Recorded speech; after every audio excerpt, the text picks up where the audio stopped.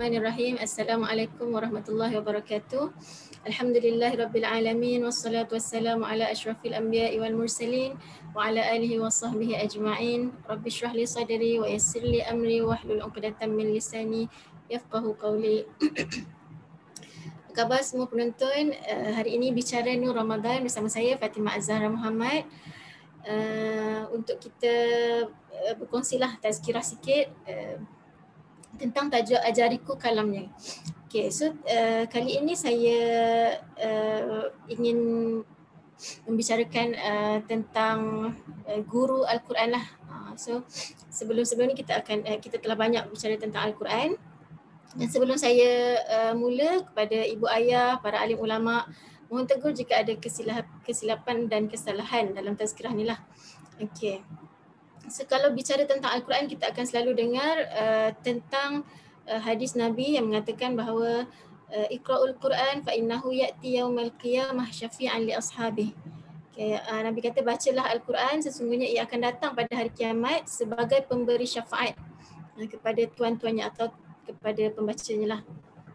So bila kita cakap tentang Al-Quran, kalau kita throwback atau kita flashback balik pengalaman kita belajar Al-Quran, mesti ada pengalaman-pengalaman sama ada negatif ataupun positif, manis ataupun pahit yang kita alami.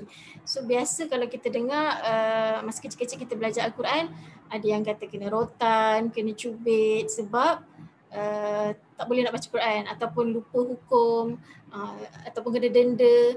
So hukuman-hukuman itu yang negatif lah. Ada juga yang hukuman pengalaman-pengalaman yang positif, yang manis. Kita diberi hadiah, diberi galakan, diberi penghargaan dan belajar Al-Quran tu menyeronokkan. So lain orang lain pengalaman yang dia dapat lah. Dan biasa kalau dulu-dulu memang pengalamannya banyak yang boleh saya katakan pahit lah. Okay. Dan pengalaman mengajar Al-Quran juga secara peribadi, saya sebagai pengajar Al-Quran, kita boleh tengoklah ada beberapa jenis pelajar yang matlamat dia belajar Al-Quran lain-lain. Sekarang macam anak-anak kecil ni kita tahulah mak bapak dia suruh sebab silibus sekolah, dan yang besar-besar ni, yang contoh kalau kita tengok orang non-Muslim dulu ataupun pakcik-pakcik, makcik-makcik yang dah meningkat umur, lain pula tujuannya. Ada yang just nak khatam. So bila dia nak khatam ni, dia boleh cakap lah, okay, I dah khatam Quran, I dah pernah lah sekali khatam Quran, macam tu. Ada memang yang nak khatam Quran je. Ada yang memang betul-betul nak kembali ke pangkal jalan. Contoh macam ada student lah yang dah 10-20 tahun tak solat, tak sembahyang, tak baca Quran. So dia nak kembali balik. So selama ni kalau sibuk dengan kerja, sibuk dengan aktiviti keduniaan je, bila meningkat umur datang kesedaran tu. Dan ada juga jenis yang dapat hidayah melalui bila dia pergi umrah, bila dah sampai kat sana, nampak orang baca Quran, diri sendiri tak boleh nak baca Quran. So dia cari guru Quran untuk belajarlah. So niat student tu kita tak boleh nak kacau lah. Tapi yang penting kita kena remind selalu supaya student-student kita ni dia belajar Quran kerana Allah, lillahi ta'ala. Dan niat-niat yang lain tu akan datang kemudian lah, akan mengikuti niat-niat kerana Allah tu. Soalan saya dekat sini, bila kali terakhir kita sebagai seorang Islam mengikuti kelas Al-Quran, tak kisahlah kelas tahsin Al-Quran, kelas taranum ke, kelas tajwid ke, kelas tafsir, kelas tadabbur. So bila lah sekali? So, kita nak muhasabah lah dengan tazkirah ni. Dan soalan lain, adakah bacaan Al-Quran kita masih sama dengan bacaan masa kita sekolah dulu? Kalau last kita belajar Quran masa sekolah rendah atau sekolah menengah, adakah bacaan kita takat tu je? Okay. So kalau bacaan kita takat tu je, bahayalah, dan dia merupakan satu kerugian lah sebab kita sebagai seorang Islam. Okay, takut-takut kita baca Quran tak betul. So kita perlu ada guru untuk cek kita. Baik, hari ni saya nak fokus pada pengajaran Al-Quran lah. Tadi kita cakap campur-campur kan, pengajaran dan pembelajaran Al-Quran. So hari ni kita fokus pada pengajaran Quran dan tentang guru. Kita fokuskan bukan tentang murid sangatlah. Dan tujuan kita belajar Al-Quran, tak kisah kita ni guru ataupun murid, supaya kita dapat melahirkan bukan setakat individu yang Qurani, yang pandai baca Quran, yang cintakan Al-Quran, tetapi generasi atau keturunan yang selepas kita yang mencintai Al-Quran, mengamalkan Al-Quran, faham Al-Quran. Okay, bukan setakat individu je lah. Kalau individu je nanti dia sangkut dekat seorang saja. Baik, kita teruskan lagi dengan macam mana nak jadi orang yang boleh mengajar Quran. Kita ambil motivasi daripada hadis Nabi SAW. Nabi kata apa? Khairukum man ta'allama al-Quran wa 'allamahu. Maksudnya apa? Sebaik-baik di kalangan kamu ini adalah orang yang mempelajari Al-Quran dan mengajarkannya. So maksudnya Nabi motivate kita supaya kita bukan setakat belajar Al-Quran tetapi mengajarkan Al-Quran. So daripada belajar kita naik satu tahap jadi pengajar. Dan perlu fokus kat sini. Tujuan mengajar Al-Quran ni memang dah baik dah. Memang kita nak mengajar kalam Allah. Tapi yang biasa kita lupa bila kita jadi seorang guru ni, kita lupa nak mengajar dengan cara yang baik. Satu tadi tujuan, yang kedua cara. So saya nak fokus pada cara ni lah. Okay, so bila sebut pasal cara ni kita ada dua lah, do and don'ts macam tu. Apa yang kita perlu buat dan apa yang perlu kita elakkan. Mula-mula apa yang kita perlu buat dulu. Yang pertama mestilah niat yang ikhlas. Niat yang ikhlas ni tak kisah dalam apa jua perbuatan kita, memang kita tahu niat ni kena ikhlas. Kena lillahi ta'ala untuk dapat redha Allah. Itu semua orang tahulah. Okay, dan nombor dua, berilmu. Okay, macam mana kita nak ajar orang Al-Quran kalau kita tak ada ilmu Al-Quran tu sendiri? So contohlah ilmu kalau ilmu tajwid, ilmu taranum semua tu, kalau kita tak ada ilmu memang kita tak boleh nak ajar orang. Kalau nak goreng telur pun kalau kita tak reti, memang tak boleh lah nak ajar.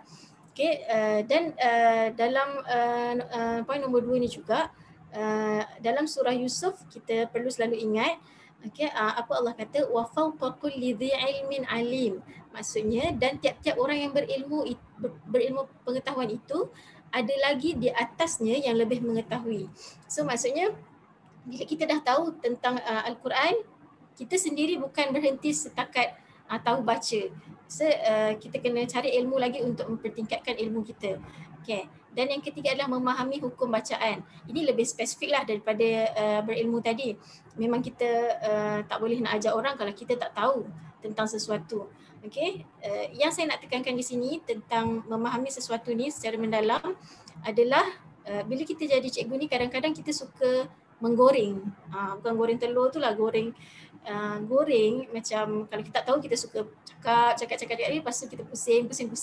Okay, so bila kita tak tahu, just kita sebut saya tak tahu ataupun cikgu tak tahu ke, dia takkan menjatuhkan maruah kita sebagai seorang guru kalau kita sebut yang kita tak tahu. Kalau malu sangat nak cakap pun cakaplah, kita akan cari jawapan dan kita akan bincang balik macam tu. Sebab kalau bila kita ada tabiat suka menggoreng ni, dia takut-takut jadi lidah kita ni suka menipu. Sebab kita tak nak cakap yang kita tak tahu dan kita pusing-pusing lah. Okay. Seterusnya adalah berakhlak mulia. So seorang guru memang perlu berakhlak mulia lah. Tapi bukan sebab kita nak berakhlak mulia ni bukan kerana tugas kita seorang guru. Berakhlak mulia ni memang ia adalah sunnah dan tuntutan daripada Allah Subhanahu Wa Taala. Okay, macam kita tengoklah isu baru-baru ni, bagaimana isu yang dikatakan rape culture ni. So daripada seorang guru kepada murid-muridnya, so kita tengoklah macam mana boleh seorang guru yang sepatutnya mengajar benda yang baik dan mendidik dengan betul, mengeluarkan perkataan-perkataan yang tidak sepatutnya dikeluarkanlah oleh seorang guru. Okay, seterusnya kita pergi kepada perkara-perkara yang tidak patut dilakukanlah oleh seorang guru yang mengajar Al-Quran ataupun don'ts ni. Okay, first, kalau ikut apa yang kita experience sebelum ni, banyak yang negatif lah ataupun pengalamannya pahit. Okay, so saya dengan rendah dirinya memohon agar budaya ini tidak diteruskan kerana macam kalau kita first kita jangan marah ataupun mengherdik, mempelekehkan pelajar kita. Sebab apa? Sebab ini adalah proses belajar. kita mahukan keberkatan dalam proses pengajaran dan pembelajaran tu. Apatah lagi kita mengajar Al-Quran. Okay, so pantang larang kalau saya secara peribadilah sebagai guru untuk tidak mengherdik, mencaci maki, merendah-rendahkan pelajar. Sebenarnya benda-benda tu mungkin bagi kita rasa dia adalah untuk mengajar pelajar tersebut, tapi sebenarnya apa yang pelajar dapat adalah emosi guru ketika itu. Kalau kita tengok balik kan, masa kita kena denda dulu, kena denda apa? Jalan itik. Contohlah jalan itik dekat dataran tu, kita ingat tak kita punya kesalahan sebab apa? Yang kita ingat adalah denda tu. Biasanya lah kan. Contoh kalau kita tak tahulah pasal tajwid. So bila kita kena maki tu, kita akan ingat makian tu. So kita tak nak benda ni berterusan lah. Sebab kalau kita tengok, benda-benda tu memang membuatkan pelajar-pelajar lebih jauh. Kalau jauh dari kita tak apa, tapi dia jauh daripada Quran. So kita yang sebenarnya punca pelajar kita jauh daripada Al-Quran. So kita sebenarnya nak dia lebih dekat lah. So yang seterusnya, marah ni juga, biasa orang katakan marah ni tandanya sayang. Cikgu kau marah sebab cikgu kau sayang. Tapi pada pendapat saya, marah ni bukan tanda sayang. Marah adalah tanda benci. Dua benda. Tanda benci sama ada benci pelaku ataupun perlakuannya. So kalau kita tak benci pada pelaku, kita benci pada pelakuan. So sebab tu kita marah. Okay, tanda sayang pada saya adalah cakap baik-baik, tanda sayang. Nasihat baik-baik, nasihat secara sembunyi, tanda sayang. Nasihat secara berhikmah, tanda sayang. Bagi hadiah, bagi penghargaan, tanda sayang. Okay, bukanlah tak boleh marah, tapi banyak cara lain yang sebelum kita sampai kepada marah tu yang perlu kita buat sebagai tanda kita sayang. Okay. Okay.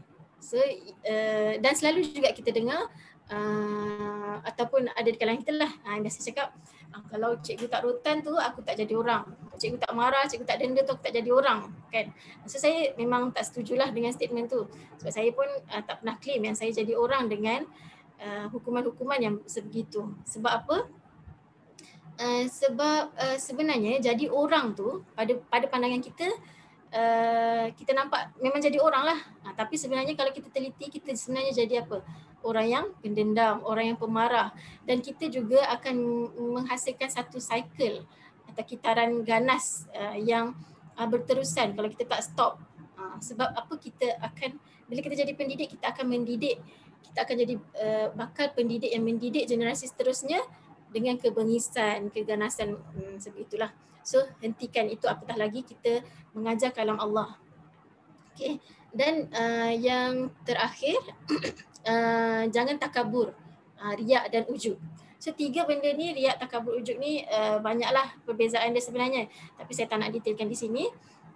Contoh kita tak nak masukkan elemen riak, takabur, ujub ni. Macam kita selalu, contoh kalau kita mengajar anak kita Al-Quran, mama dulu macam ni, saya dulu macam ni. So itu antara, memanglah kita mungkin kata nak bagi motivasi, tapi secara tidak langsung sebenarnya apa yang kita buat tu mencontohkan riak, takabur, ujub yang tak sepatutnya ada dalam diri sesiapa pun. Okay.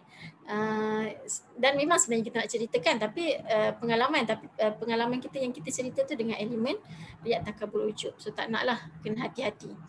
Dan akhir sekali, apa yang saya sebut ini bukanlah setakat pada pengajaran Al-Quran sahaja, boleh diaplikasikan kepada subjek-subjek lain ataupun dalam kehidupan kita seharian. Okay. Bagaimana boleh terlahir generasi yang cintakan Quran, beramal dengan Al-Quran kalau yang mengajarnya tak serupa seperti apa yang diajarkan.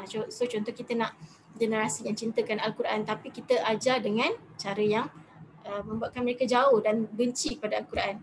Okay, so sama-samalah kita muhasabah. Dan berakhirnya jangan kita tengok agama seseorang pada profession lah. So tak semestinya guru-guru agama ataupun pegawai agama yang melibatkan agama ini boleh kita letak agama daripada profession dia. Profession ni lain, agama lain lah. Okay. Dan terima kasih, setakat itu saja. Terima kasih kerana menonton. Selamat berbuka puasa. Banyakkan doa dalam waktu-waktu yang mustajab ni. Jangan doa untuk diri sendiri je, doakan juga untuk negara kita dan dunia seluruhnya, agar semuanya dapat keberkatan daripada Allah Subhanahu Wa Taala. Wallahu a'lam. Assalamualaikum warahmatullahi wabarakatuh.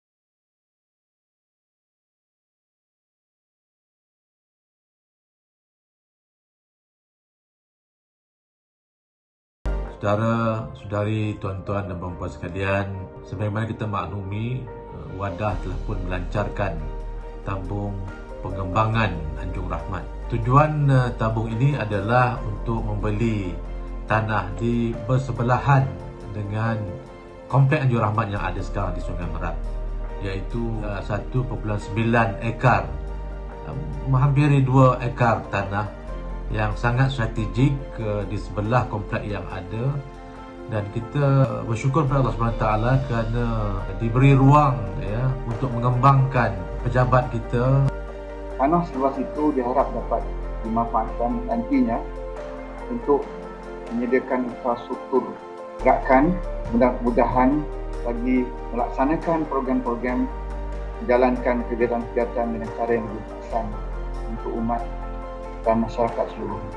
Dan yang mana kita mendambakan, mengimpikan sebuah kompleks yang lengkap dengan pusat pentadbiran, pusat persidangan, asrama dan juga bangunan-bangunan yang untuk memperhebatkan aktiviti dakwah, supaya akhirnya kompleks Anjung Rahmat ini menjadi bangunan ikonik untuk kerja-kerja dakwah.